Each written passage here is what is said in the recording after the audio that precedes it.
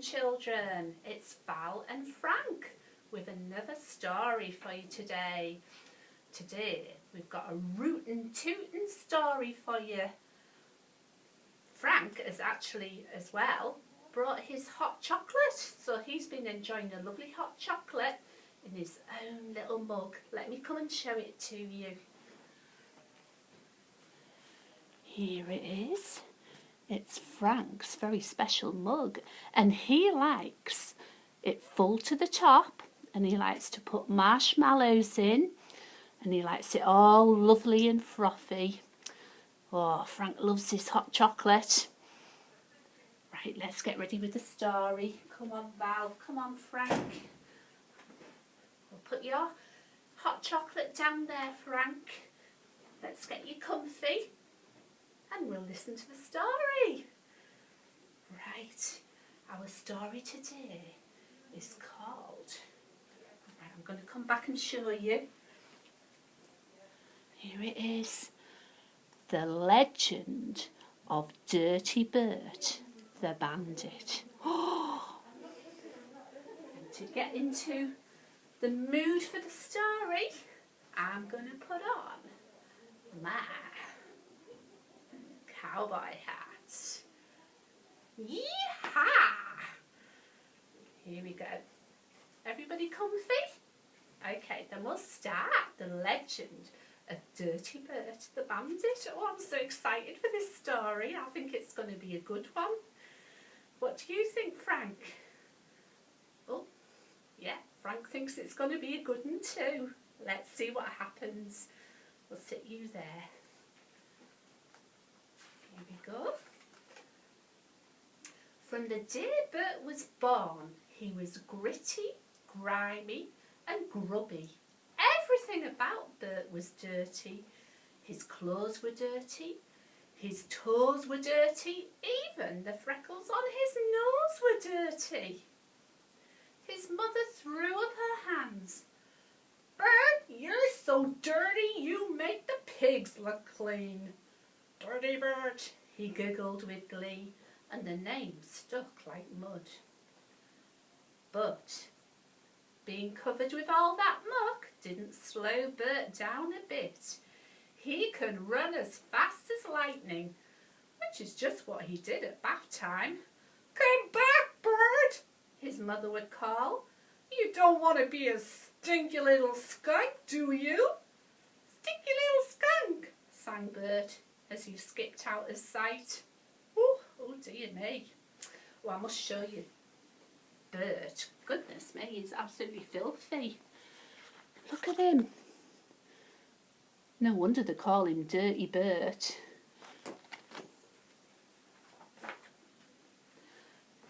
As the years went by, Bert became dirtier and dirtier. By the time he grew up, Bert was dirtier than dirt itself. As a matter of fact, it was hard to tell where all that dirt stopped and Bert began. Although Bert was a clever fellow, he found there were few jobs for a man of his talents. He could make fleas flee, skunks cry, and pull stuck pigs out of the mud better than anyone. Yet for some strange reason, nobody wanted to hire him. So Dirty Bert became a bandit. Oh my goodness. In those days, there was no shortage of big bandits roaming the Wild West. Pickpocket Pete, Lightfingers Lil and Snitcher the Kid, to name just a few. Those bandits holed up in No Name Cave and rode out together, robbing trains and banks and stagecoaches, scaring the daylights out of the general public. Oh, let me show you these bandits. Yeah, they look very, very scary, don't they? So we've got Wanted, Lightfingers Lil, and Pickpocket Pete. Oh my goodness. I wonder if Dirty Bert will be able to compete with these bandits. We'll have to see. Well, there was no meaner bunch of bandits anywhere around until the day Bert swaggered up to their secret hideout. "What's that sting?" shouted Pickpocket Pete. "Why, ain't it time you washed those socks of yours, cowboy?" Lightfingers Lil asked Snitcher the Kid. "Well, it's not me," the kid cried, pointing a finger at the newcomer. "It's him." The robbers threw up their hands and sank to their knees. "We surrender," they gasped. They gagged and they begged for mercy. "Well, you can put your hands down. I'm a rootin' tootin', money-lootin' bandit, just like you," Bert bragged, flicking the flies away from his face. "And I've come to join." Before he could even finish, the bandits leapt on their horses and rode for the hills. Bert wiped his dirty nose on his dirty sleeve. "Well," he said, "I reckon I'd rather rob alone anyway." Suddenly, he caught sight of something standing in the shadows of the cave. "A horse," he grinned. "Well, I guess those bandits won't mind if I borrow this old nag for a while." Bert dragged the horse outside and hauled his smelly self up into the saddle. With a snort, the old nag caught a noseful of Bert. It swayed to the right, it swayed to the left. Kerplop! It dropped to the dirt in a dead faint. Bert let out a long sigh. "I reckon I'd just as soon as walk anyway," he said. So, Dirty Bert went about the business of being a bandit all alone. His speciality was holding up stagecoaches. Bert's plan was simple. He only had to stand in the road, raise his arms, and wait. One whiff of this rotten rascal made the horses faint, the driver choke, and the guard swoon. "Oh my goodness, Frank, this guy must be really whiffy." The passengers would hold their noses and shout to Dirty Bert, "Phew! You stink worse than a bear's breath, worse than pond scum, and worse than an old dry cow pie." And they'd throw their money and jewels at him just to make him go away. Oh my goodness. In no time at all, Dirty Bert became the most feared bandit the Wild West had ever known. Tales of this foul fellow were told north and south. Posters warning of his rotten robberies were nailed up east and west. Come on, Frank, let's show everybody the sign that they had to put up for Dirty Bert.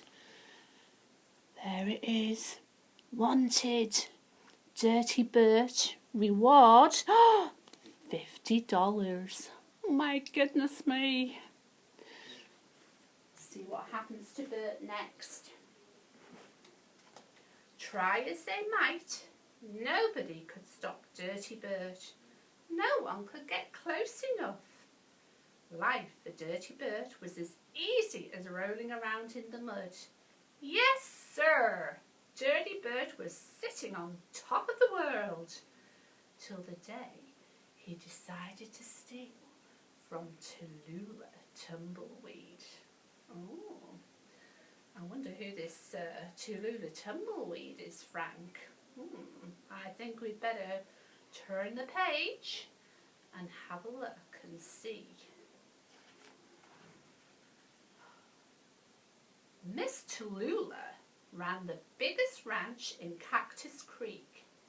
Every Monday, she rode the stagecoach back from town, carrying a big chest of money to pay her ranch hands.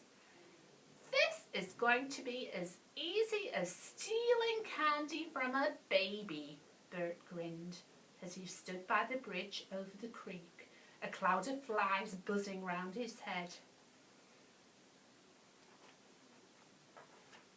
At high noon, the stagecoach came rumbling round the bend, wheels spinning, whip snapping, dust billowing up like storm clouds. It rolled down the road towards the bridge. With a smirk on his face, Bert slowly raised his arms in the air and took a giant step forward.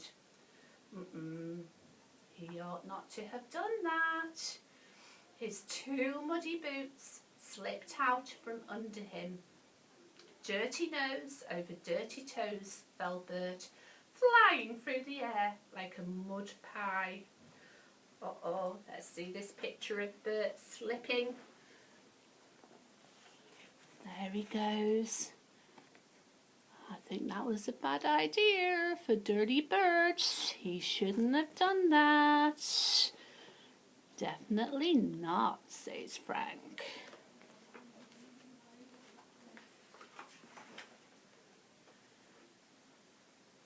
Yahoo! With a scream, he hit the water under the bridge. Help! Cried Bert, waving his arms and kicking his feet. I can't swim! I'm scared of water! Save me! Fast as a tumbleweed in a tornado, Miss Tallulah jumped out of the stagecoach. Picking up a rope, she spun it round her head and lassoed Bert as he began to sink out of sight. I'll show you a picture of Tallulah Tumbleweed. She looks like a real tough cowgirl. Here she is. I wouldn't mess with her. I think Dirty Bert might have just met his match.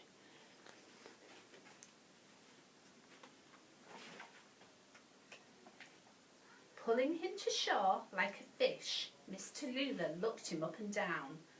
Well, bless my boots, she said. With the dirt gone, I reckon you're about as good-looking a fellow as I've ever seen. Ah, gee, Miss Tallulah, Bert blushed. I never knew I was good at anything except being dirty. Not long after, Miss Tallulah and Bert were married. Bertram B. Bloomblossom, for that was Bert's real name, gave up the bandit life. He rubbed and scrubbed himself up as clean as a whistle. There, I'll show you a picture of Bert and Tallulah.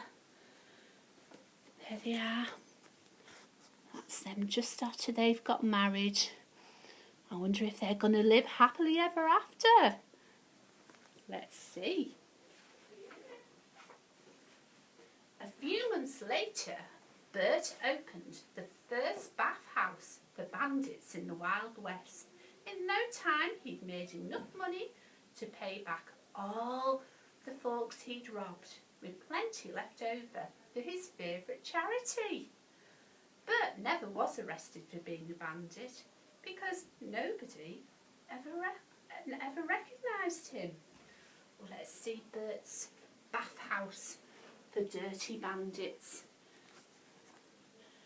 There he is. Yeah. Do you know what? I really enjoyed that story. It was a real rootin' tootin' adventure, wasn't it? I think Frank enjoyed that story as well, didn't you? So, we'll say bye-bye for now, and we'll see you very, very soon for more stories with Frank and Val.